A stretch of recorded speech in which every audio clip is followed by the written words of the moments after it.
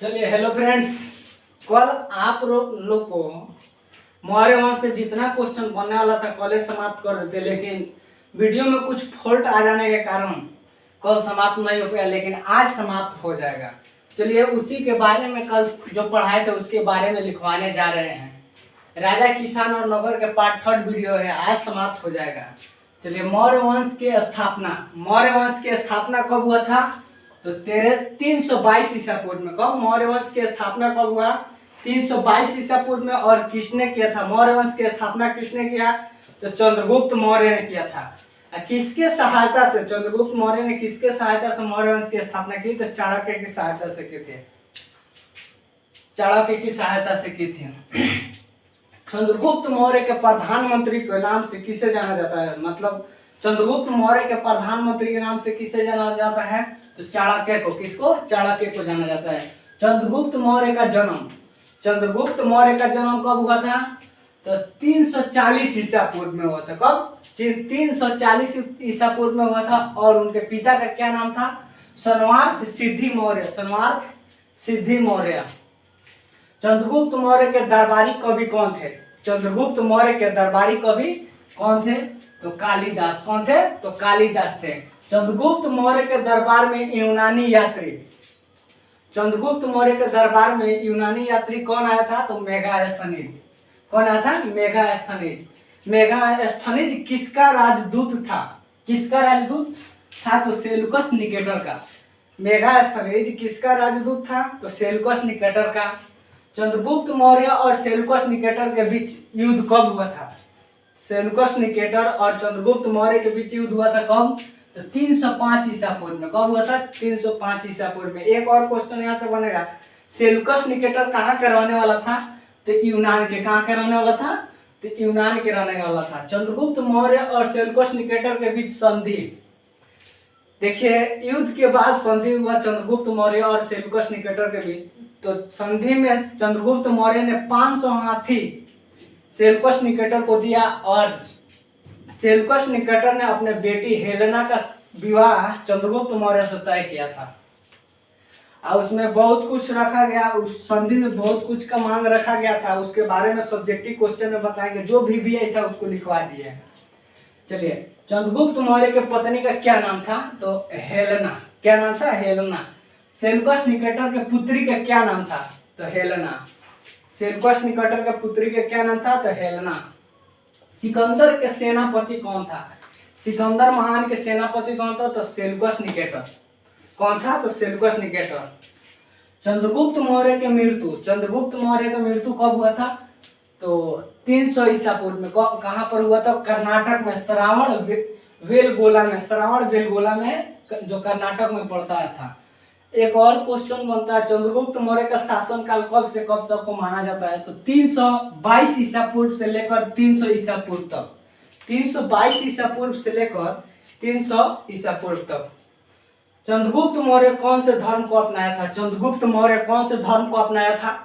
तो जैन धर्म को अपनाए थे। और किससे चंद्रगुप्त मौर्य जैन धर्म की दीक्षा या शिक्षा किससे लिए थे? तो भद्रबाहु से। किससे? भद्रबाहु से लिए थे। चंद्रगुप्त मौर्य के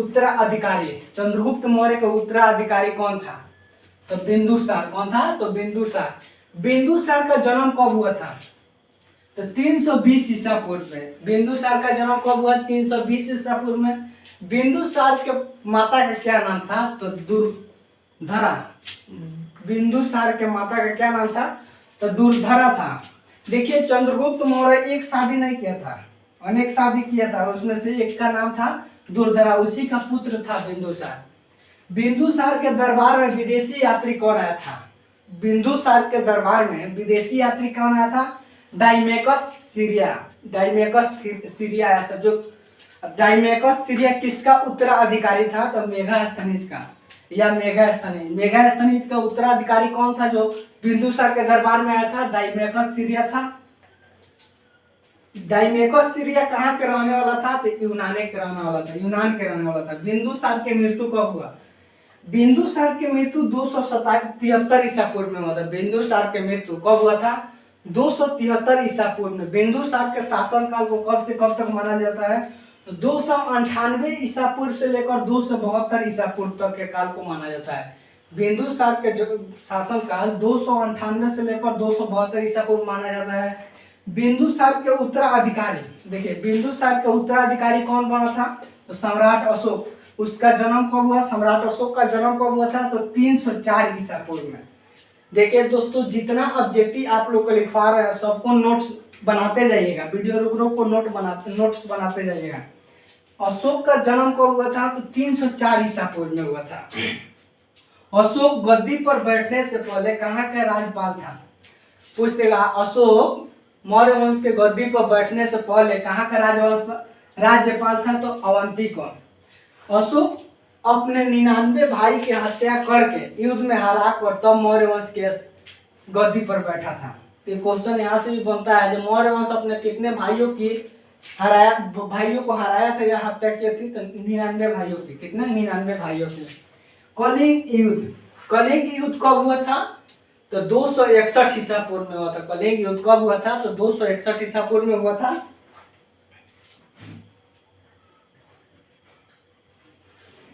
कलिंग युद्ध कब हुआ था? 261 ईसा पूर्व में हुआ था। कलिंग युद्ध किनके बीच हुआ था? तो सम्राट अशोक और अंत पाजना भन के, किसके साथ? अशोक और अनंत पाजना भन के साथ हुआ था। पूछ देगा एक और क्वेश्चन, कलिंग युद्ध के समय कलिंग के राजा कौन थे या शासक कौन था? तो अनंत पजना भन थे। कलिंग कहाँ पड़ता है? कलिंग कहाँ स्थित है? उड़ीसा राज्य में है। कलिंग कहाँ है? तो उड़ीसा राज्य में है। कलिंग युद्ध किस नदी के किनारे हुआ था? तो दया नदी के किनारे। किस नदी के किनारे? दया नदी के किनारे हुआ था। अशोक के कितने अभिलेख है? अशोक के अभिलेख, कितने अभिलेख अभी तक प्राप्त हुए? तो 40 अभिलेख प्राप्त हुए हैं।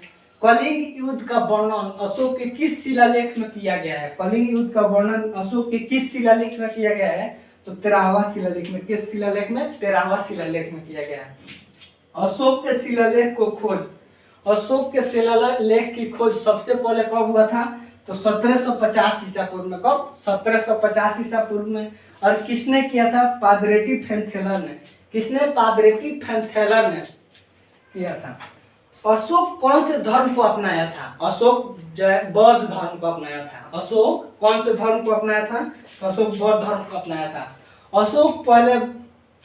अशोक इन सब धर्मों का पालन करता था। अशोक के राज में जितने भी धर्म था उस सब धर्म के पालन करता था, लेकिन कलिंग युद्ध के बाद ये अपना दिशा बदल दिया। उसके बाद जब बौद्ध धर्म को मानने लगा और सत्य की अहिंसा त्याग दिया। चलिए आज आप लोग को ऑब्जेक्टिव क्वेश्चन जितना बनेगा उसको आज समाप्त कर देंगे।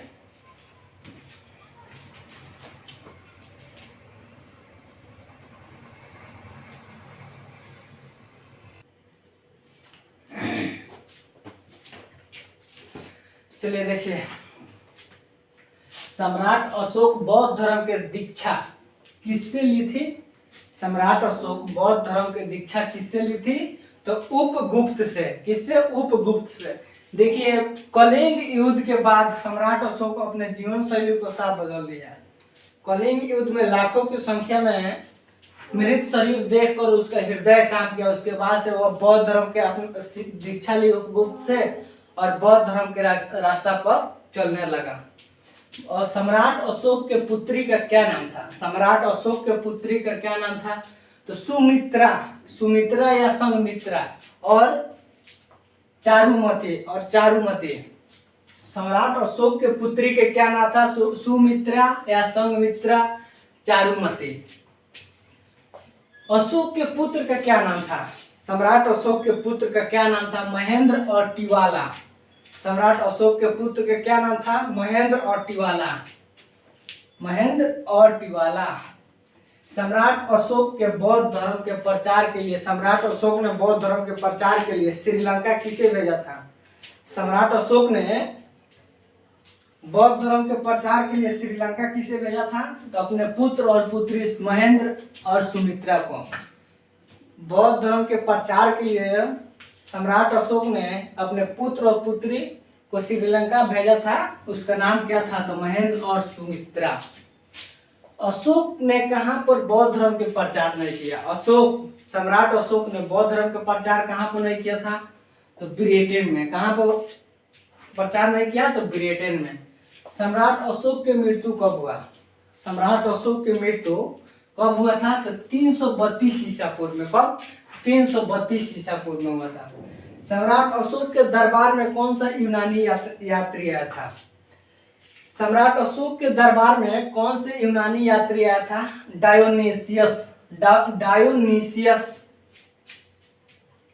डायोनिसियस किसका राजदूत था? डायोनिसियस किसका राजदूत था? तालीम फिलेडेल्फस का। डायोनिसियस किसका राजदूत था? तालीम फिलेडेल्फस का। फिलेडेल्फस कहाँ के राजा था? तो मिस्र के। फिलेडेल्फस कहाँ के राजा था? तो मिस्र के। कौन सा चीनी यात्री भारत आया था? कौन सा चीनी यात्री सर्वप्रथम भारत आया था? तो फायान। कौन सा चीनी यात्री? तो फायान। फायान भारत का भ्रमण कब से कब तक किया था? फायान भारत में कब से कब तक रहा था? तो 399 से लेकर 414 ईस्वी तक रहा था। 399 से लेकर 414 ईस्वी तक रहा था। फायान किसके शासन काल में भारत आया था? फायान किसके शासन काल में भारत आया था? तो चंद्रगुप्त विक्रमादित्य के। किसके शासन काल में? चंद्रगुप्त विक्रमादित्य के। चंद्रगुप्त द्वितीय के नाम से भी विक्रमादित्य को जाना जाता है। चंद्रगुप्त विक्रमादित्य को चंद्रगुप्त द्वितीय के नाम से भी जाना जाता है। जिस नाम में प्रथम, द्वितीय, तृतीय लगा हो तो समझ आना चाहिए कि उस शासन काल में पहले किसी का पहले नाम रह चुका है।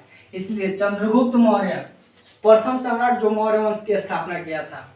उसके बाद चंद्रगुप्त द्वितीय, उसको विक्रम आदित्य के नाम से भी जाना जाता है। अशोक के बाद बना था। चलिए, मौर्य वंश से और राजा नगर किसान से